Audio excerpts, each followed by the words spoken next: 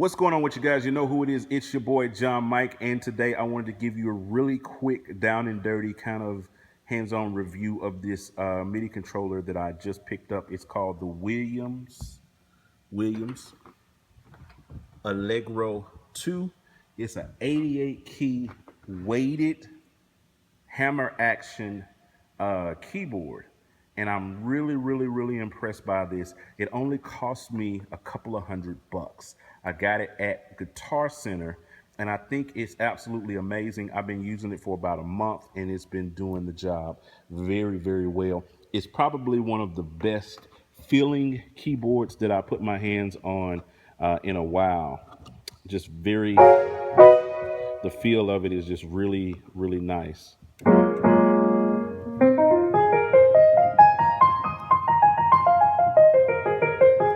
Keys don't click very much.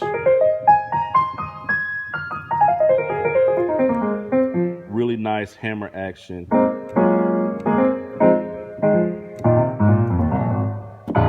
Feels like a real piano when you play it. Very responsive. Now, let me address this, and I'm gonna tell you got it. This is one of those little cheap keyboards that has the speakers on it. A lot of people look over it because of that. I looked over this board personally for the last 2 or 3 years because I was like, I don't want a keyboard that's got speakers in it. What do I need that for? You know, I just keep walking and move on and go play with the Chronoses and the Yamahas and stuff when I was at Guitar Center. Just jumped right over it. Didn't think nothing about it. Then my M Audio controller went out. Some of you guys have seen on this channel, I talked about that. My M Audio keyboard went out, 88 keys, and I needed something to replace it. So I was at Guitar Center, and this was sitting there on sale for like $200. And I was like, yo, okay, let me go check it out. So of course I played it. Internal sounds sound like garbage. And I was like, let me turn the volume down. So I turned the volume completely down and just started going by the feel of it. I was like, yo, the feel sounds really good. So I'm not, and even now this sounds that's coming out of it is not coming from the board. So don't think that this is coming, those are the internal sounds.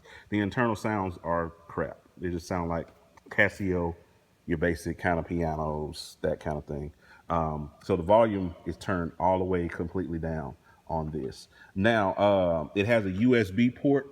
That was really what made me grab it really quick, because it had a USB port, and I can use this to replace my M Audio. So I went ahead and grabbed it and went with that.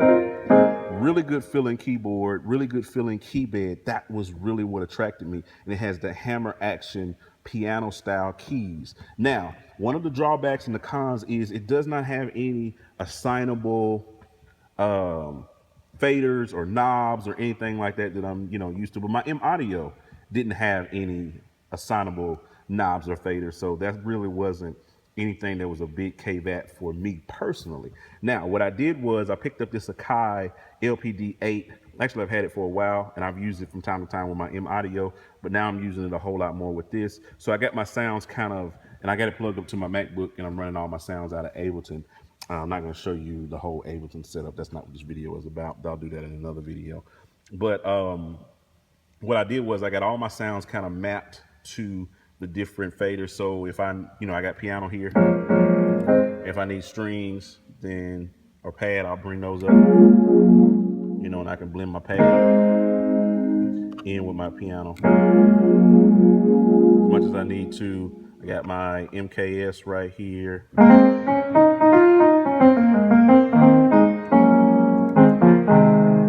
Got that. I got synth brass. So when I need that, I got my little bells right here. So if I wanted to do pad.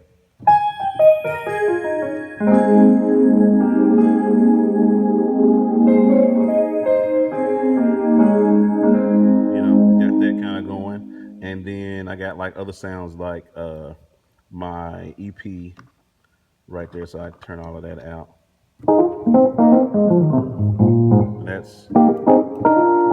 And I got Keyscape EP right here, I believe.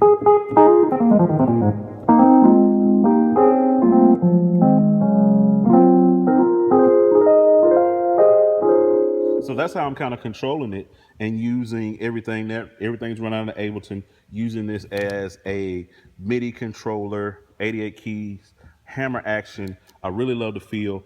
I've been getting a lot of questions about this. That's the only reason why I decided to do this video, is because I get a lot of questions, like on my last, like maybe 3 or 4 videos. What MIDI controller is that? What MIDI controller is that? Hey, what MIDI controller is that you got? So I figured out, I've been trying to get some time to do it. So I figured I'd go ahead and do it today while I was here at rehearsal, just kind of show you guys what I was working with.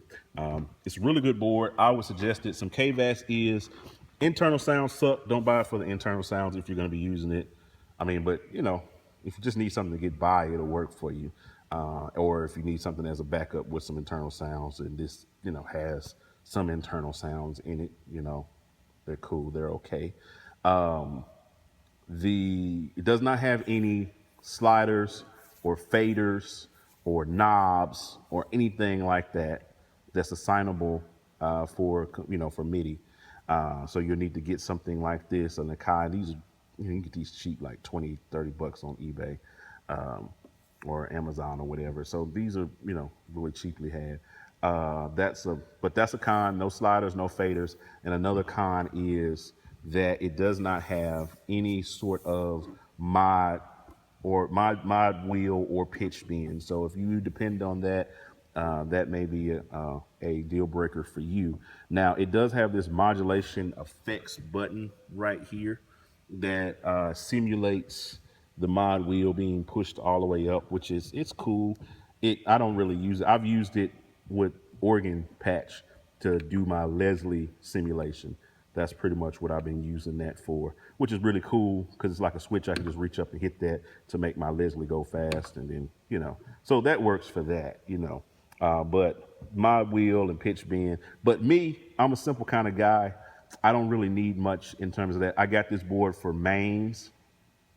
I have another stand. I didn't bring it today, but normally I'll have a secondary stand up here with my Nectar controller on it, and I'll run Keybase and stuff like that when I want to do, you know, something real complex. But for the most part, this is a basic setup. If you just play mains, if you just play keys, and you don't need a whole lot of heavy things going on, you just need a basic 88 key controller that has a good feel that you can USB MIDI to that, and you don't want to break the bank. I would recommend this 10 times over for you to get in this particular case if you need that. All right. Hope that helped you guys. Hope that blessed you. You know how we do. Subscribe, like, share, do all that stuff like that. I'm out. It's been real. Be easy. Holla at your boy.